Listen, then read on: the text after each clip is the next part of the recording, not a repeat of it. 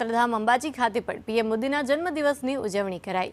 આ માટે સરકારના પૂર્વ મંત્રી અને ધારાસભ્ય પૂર્ણેશ મોદી સહિત સુરતથી 3000થી પણ વધુ લોકો આવ્યા। વિશ્વના સૌથી મોટા શ્રી યંત્રની મહાપૂજા અને ધ્વજા પૂજન કર્યું અને પીએમ મોદી હજુ પણ ઘણા વર્ષો સુધી દેશની સેવા કરે અને પીએમના સારા સ્વાસ્થ્ય, ખુશી અને લાંબા આયુષ્ય માટે પ્રાર્થના કરી।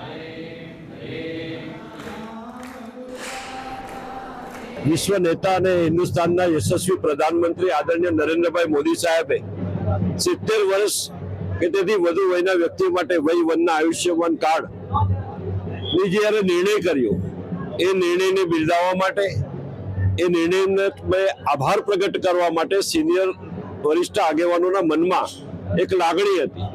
એ લાગણીને વાચા આપવાનું કામ આજે મોદી સાહેબના જન્મદિવસ નિમિત્તે પૂર્ણ કર્યું છે। બધા સિનિયર સિટીઝન સુરતથી અહીં અંબાજી આવ્યા છે અને અંબાજીમાં મોદી સાહેબ માટે દીર્ઘાયુ માટે પ્રાર્થના કરી છે। શ્રી યંત્રની